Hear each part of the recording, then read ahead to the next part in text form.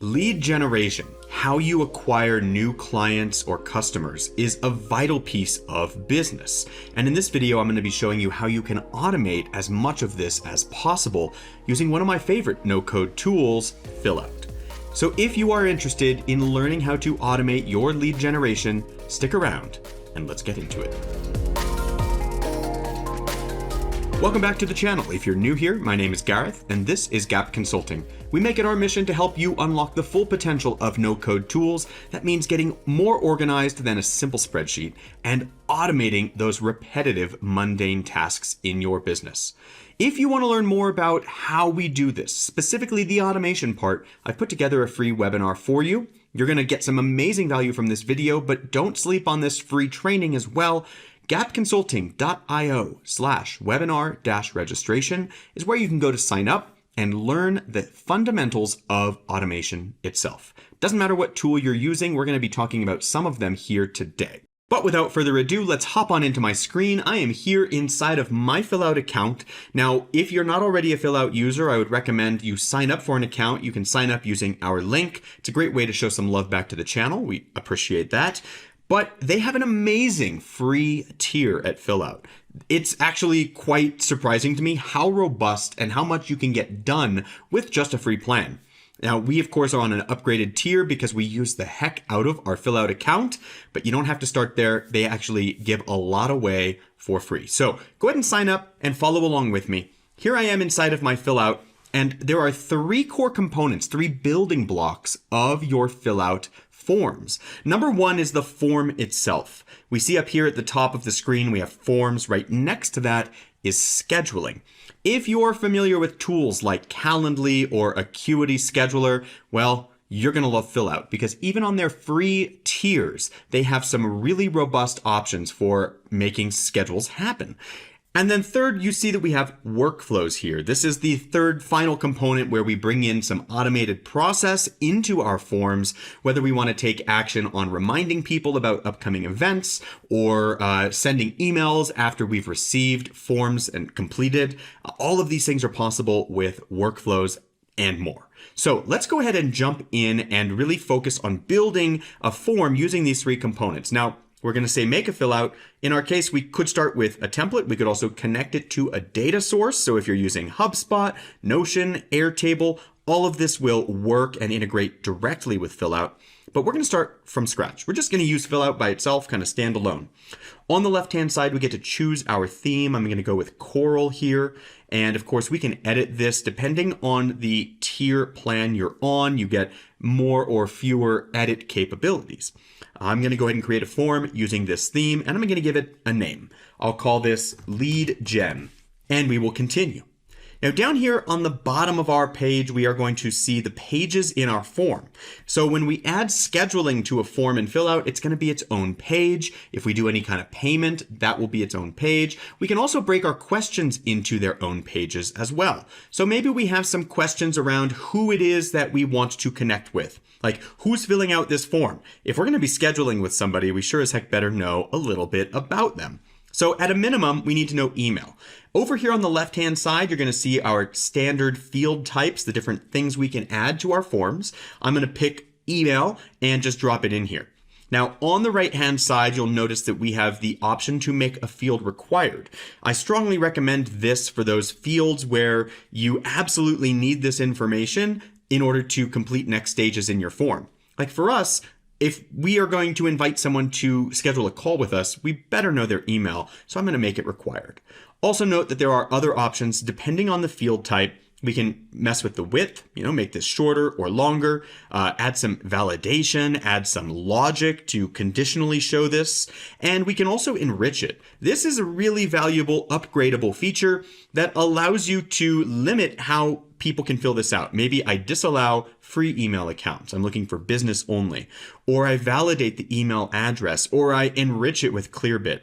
Like, we can also send verification codes. The enrich conversion kit is really, really powerful. Not the sole purpose of our video here today, but an amazing upgradable feature.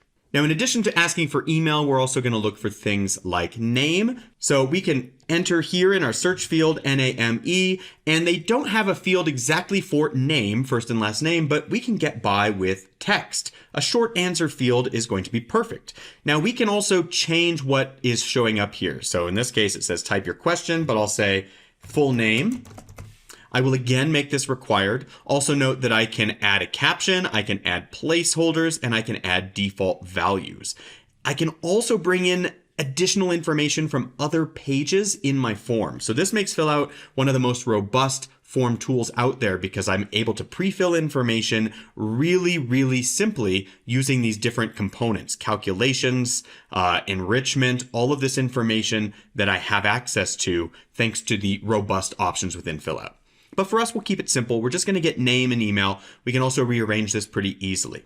One last field that I want to add here is, do you actually want to schedule a call, or are you just filling out a contact form and just giving us your information? So let's actually set up here a dropdown, and I will bring in, and I can relocate this to the bottom here. And my question will be, do you want to schedule a call or a consultation?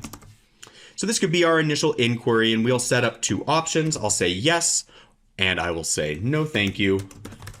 And those will be the two options here. So when someone's filling this out, they're going to see those two options dropped down.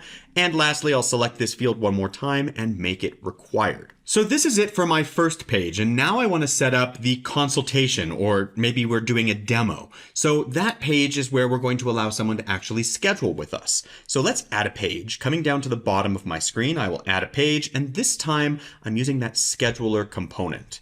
So note that I can also integrate with Calendly or cal.com, but for us, we're going to just leverage the native scheduling tool inside of Fillout.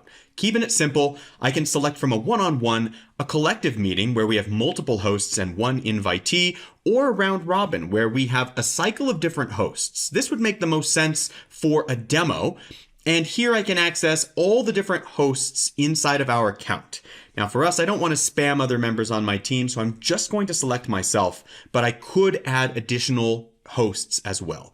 Now that I've selected at least one host, I can move on to the next step and name this meeting. So I'll just call this demo call, and I can set the event duration. Point and click, super simple. We then click create. You'll note at the bottom of our screen that we've added an additional page here called Demo Call, and this is just a view of my calendar. You can see that I am here. You can see my availability. Note that I can update my availability and other preferences by clicking on the left-hand side. I can come down and each participant can edit their default availability used here. So again, this is a round robin. Everyone on my team who is a verified host here could click in and alter their own availability. So I've set my availability to be Monday through Thursday from 9 a.m. to 1 p.m. Mountain Time.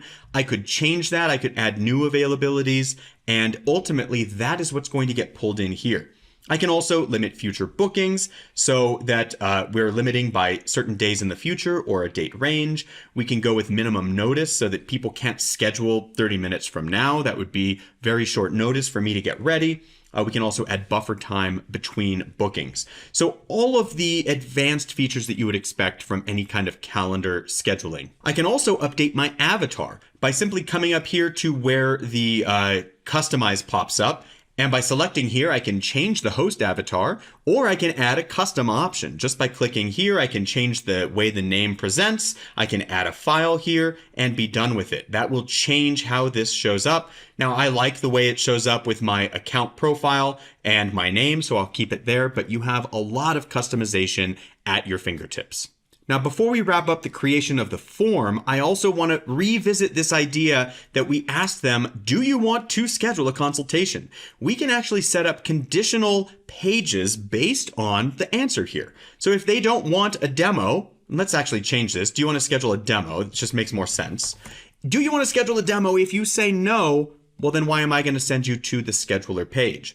If you say yes, then obviously I should send you here and receive the date time that you scheduled with us. So let's think about how we can change the logic here. In the bottom right corner, we have an option for logic.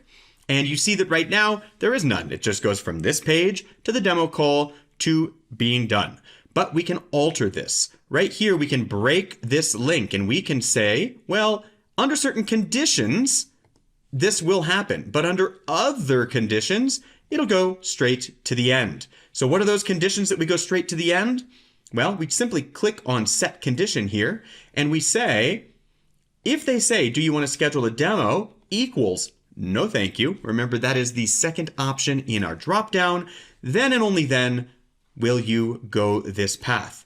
Alternatively, if you are going here, if you don't meet this condition, then you'll go on to the demo call. This is the default. So you can see that if I hover over here, the default next page is you're going to go to the demo call if you don't meet other conditions in our logic. It's that simple to set up conditional logic and filtering through different pages in Fillout. Now, lastly, we want to focus on the third component. This is where Fillout becomes incredibly powerful, and it's workflows. So let's close out our logic here. We now have put our page logic to work, and when we publish the form, we will then see the option to go back to our home page. And right here, we can click on workflows. In our example, let's suppose we want to send an email reminder to the invitee, the person who is invited to join this consultation. We want to send them an email. So Fillout has put together many templated workflows for us already in terms of AI, approvals, notifications, and here scheduling. Also note, of course, we can build our own blank workflow if we want, step by step. But it's so much easier to take something that's already been created from a template, plug it right into our process. So we're going to add an email reminder to the invitee. Before the event starts, we will send the email. That sounds right to me. Let's create the workflow. So first it's going to ask us, well, where do you want to apply this to? Note that it has to be applied to a scheduler option. So we are going to be able to see all the different meetings that we have, all the different scheduler forms that we have in our Fillout account. We called ours lead gen. These are in alphabetical order, so we can scroll down and find our lead gen form that we created. This is just a reminder as to why it's really important to make sure you use a wise naming convention, because you can see we've got a lot of stuff in there. We really lean into Fillout hard. So here we go. I've applied my lead gen workflow, or rather form, to this workflow, and let's go ahead and create it.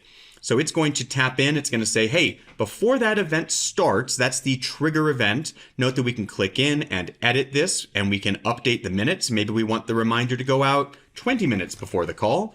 No problem. 20 minutes now before the event is scheduled to go, we're going to send an email.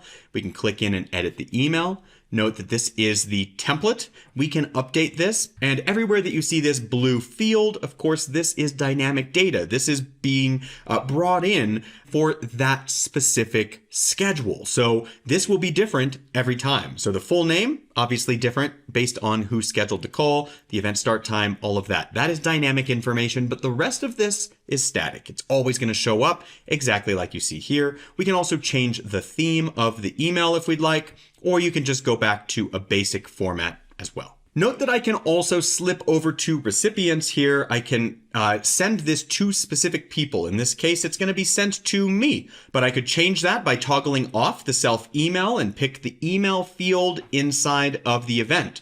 So in this case, I might want to email the person who scheduled the event, right? That's the invitee. Note that we can also set up the email address it comes from, whether we're using notifications at Fillout or we want to integrate our own email with it. In the case of myself here, I've integrated with my Gmail so that I would send it from here, and we can also update the subject of this meeting. We have also the option for advanced section here where we can come in and bring in attachments to include, CC or BCC, and also update the reply to email. Lots of options for us to fully customize our lead generation. Now, once you're ready to send this thing live, make sure that you've published it. You can also test the workflow here by simply clicking test and creating a sample submission. And of course, you test this with your own email address to make sure that you receive what you would expect. Be sure to publish when you're done. And lastly, share your form. Whether that is something that you want to embed inside of your website, or it's something that you're just sharing with a URL, going inside of the form itself right here, going to the share section, and you'll see that you have embed, send form, customize link, so many different options for sharing this form and starting to accept form submissions. I know we went pretty quickly in this video. There is obviously a lot to cover with a powerful tool like this, but I hope you got a ton of value. If you did, please like the video and subscribe to the channel. Of course, if there were questions that we didn't answer, feel free to swing by our website and find the answers you need. But most importantly, keep on building.